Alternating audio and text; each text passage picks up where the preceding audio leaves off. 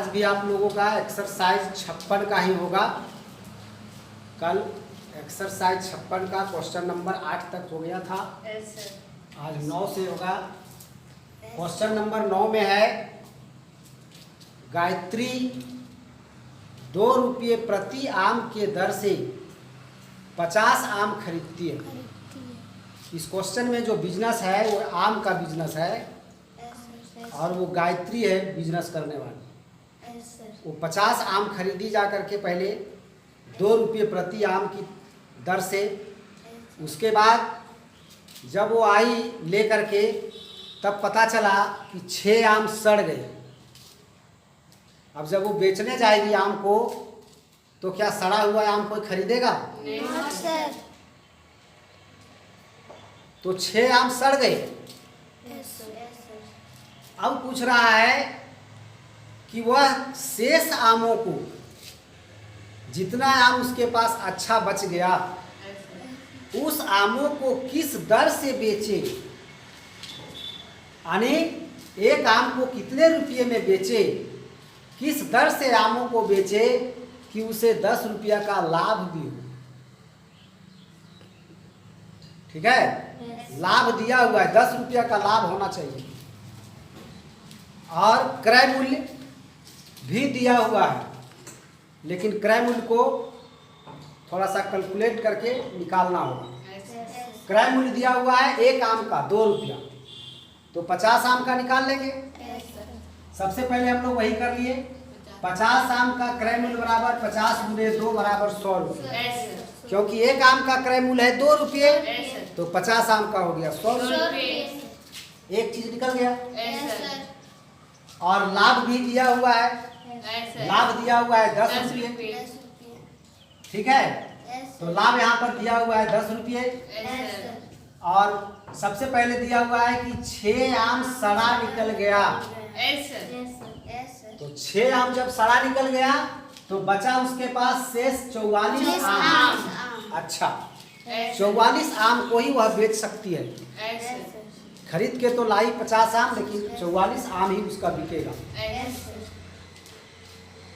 लाभ कमाना है उसको 10 रुपये।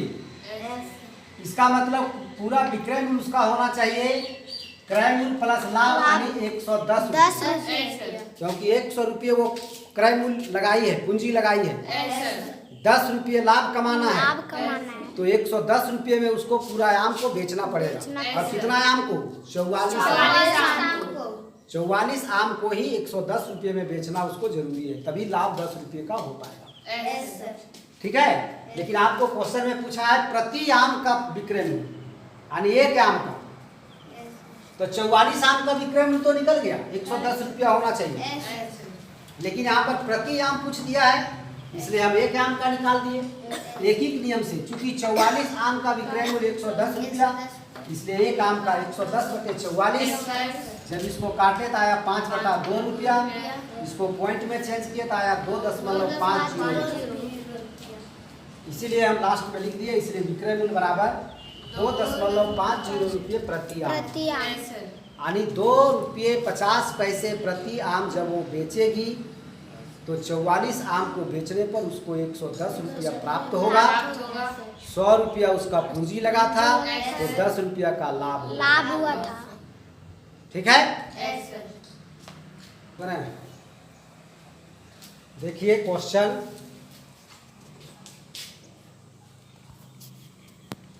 इस पेज का क्वेश्चन सारा,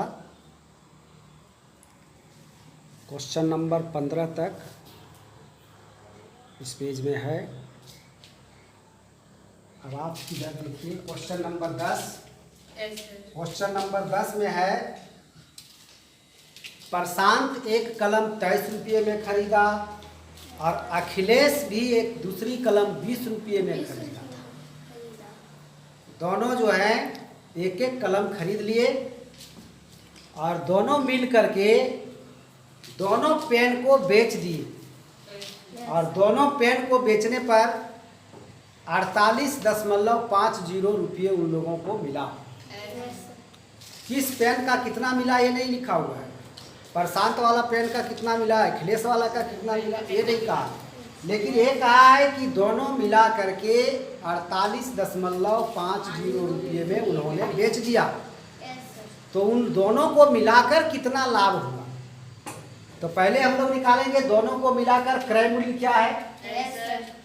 तो कुल क्रय मूल्य बराबर 23 रुपये प्लस 20 रुपये बराबर 43 रुपये, और विक्रय मूल्य दिया हुआ है 48.50, इसलिए लाभ बराबर विक्रय मूल्य माइनस क्रय मूल्य 48.50 माइनस 43 बराबर 5.50 रुपये। इतना उसको लाभ हुआ दोनों को मिला करके। नेक्स्ट है, विमला ने एक स्वेटर 385.50 रुपये में खरीद कर और वो पाया कि उसका आकार छोटा है। विमला खरीदा, एक स्वेटर उन्होंने खरीदा लेकिन छोटा हो गया उसको, तो फिर उन्होंने उसे बेच दिया। तो बेच दिया 375 रुपये में, तब तो हो गई उसको हानि। ठीक है, तो कितने की हानि हुई? तो यहाँ पर दिया हुआ है क्रय मूल्य 385.50 रुपये, विक्रय मूल्य 375 रुपये, इसलिए हानि बराबर क्रय मूल्य माइनस विक्रय मूल्य, इतना माइनस इतना बराबर 10.50 रुपये। 10 रुपये 50 पैसे की हानि हो गई उसे। क्वेश्चन नंबर 12 में है, एक वस्तु को 50 रुपये में खरीद कर और 7 रुपये और खर्चा करके उसको रंग दिया गया। जो भी वस्तु होगी 50 रुपये में उसे खरीदा गया और 7 रुपये और खर्चा करके उसको पेंट किया गया। ठीक है, उसके बाद अब कहा है कि उसे कितना में बेचना होगा कि 8 रुपये का लाभ हो। इसका मतलब इसमें विक्रय मूल्य पूछ रहा है, कितना में बेचना होगा, मतलब विक्रय मूल्य भी ज्ञात करना है। आपको ये देखना है कि क्या पूछ रहा है, किस क्वेश्चन में, किस क्वेश्चन में लाभ पूछ रहा है, किस क्वेश्चन में हानि, किस क्वेश्चन में विक्रय मूल्य, किस क्वेश्चन में क्रय मूल्य, कुछ भी पूछ सकता है। तो इसलिए आपको इसमें विक्रय मूल्य ज्ञात करना है, और विक्रय मूल्य ज्ञात करने के लिए आपको चाहिए क्रय मूल्य और लाभ या हानि। तो इसमें लाभ दिया हुआ है, तो पहले क्रय मूल्य इसको निकालते हैं हम, कुल क्रय मूल्य। तो कुल क्रय मूल्य हो जाएगा 50 प्लस 7, क्योंकि 50 में खरीदा गया, 7 रुपये पेंट में खर्च हुआ, तो कुल क्रय मूल्य हो गया 57 रुपये और लाभ 8 रुपये। तो विक्रय मूल्य बराबर क्रय मूल्य प्लस लाभ, 57 प्लस 8 बराबर 65 रुपये। 13 नंबर में है, एक मकान को 2,65,750 रुपया में खरीदा गया और फिर उसका मरम्मत पर 1,15,000 खर्च किया गया। खरीद करके फिर उसका मरम्मती किया गया, उसको कुछ जो भी टूटा फूटा होगा या पेंट उंट करा करके 1,15,000 रुपया और खर्च किया गया। अब इसमें भी विक्रय मूल्य निकालने का रहा। अब कह रहा है कि 50,000 लाभ कमाने के लिए कितना में बेचना होगा उस मकान को। तो पहले कितना उसका लागत हुआ, यानी कितना टोटल क्रय मूल्य हुआ, वो हम लोग कैलकुलेट कर लेंगे।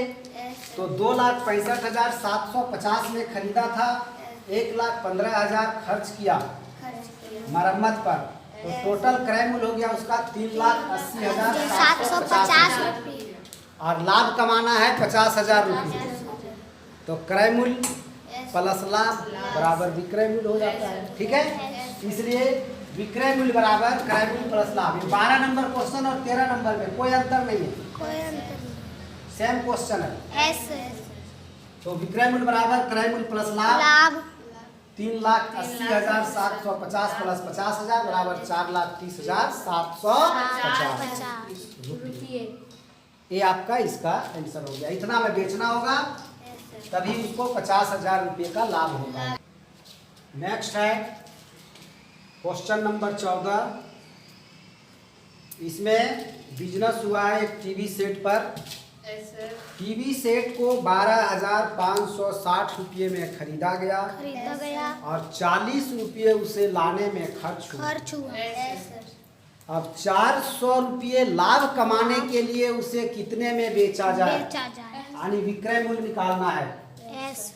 तो विक्रय मूल्य निकालने के लिए कुल क्रय मूल्य पहले हम लोग कैलकुलेट कर लेते हैं। कुल क्रय मूल्य हो जाएगा 12,560 प्लस 40 बराबर 12,600 रुपये। लाभ आपका दिया हुआ है 400 रुपये, इसलिए विक्रय मूल्य बराबर, बहुत बनाए हो ऐसा क्वेश्चन। 15 में भी वही चीज है। आम को खरीदा गया 100 रुपये में और इसमें ऊपरी व्यय जो है वो 2 चीज पर हुआ। 5 रुपये टैक्स लगा और 10 रुपये रिक्शा भाड़ा भी लगा आम को लाने में, ठीक है। तो ये दोनों जुड़ जाएगा। कुल क्रय मूल्य में हो जाएगा 100 प्लस 5 प्लस 10 क्या, क्योंकि 100 रुपया में खरीदा गया, 5 रुपया टैक्स लगा, 10 रुपया रिक्शा भाड़ा लगा, ये टोटल पूंजी हुआ है। तो टोटल क्रय मूल्य आपका 115 रुपया हुआ। लाभ कमाना है 25 रुपया, इसलिए विक्रय मूल्य बराबर सेम उसी तरह 140 रुपया। और फिर है क्वेश्चन नंबर 16। क्वेश्चन नंबर 16 आप लोग देख लीजिए।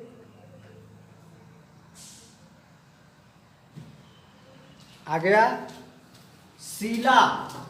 शीला एक स्कूटर को 26,540 रुपया में उन्होंने खरीदा और बाद में देखा कि स्कूटर ठीक से काम नहीं कर रहा है, अच्छा से नहीं चल रहा है, तो उसने सोचा कि इसको बेच ही देना ठीक है।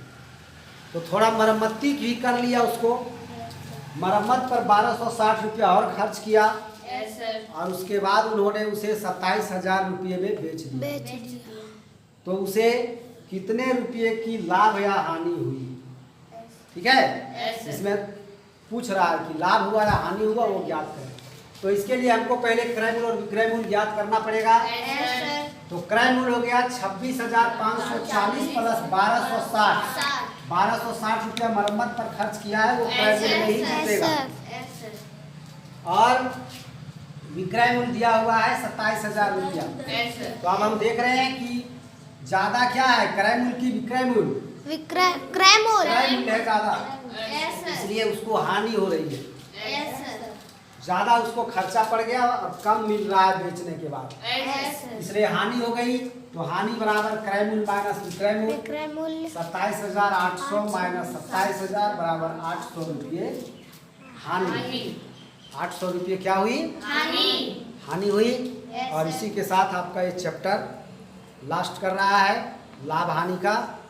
आप इसे पूरा बनाइए रफ में, फेयर में, और बार बार रिवाइज करके आप बनाते रहिए।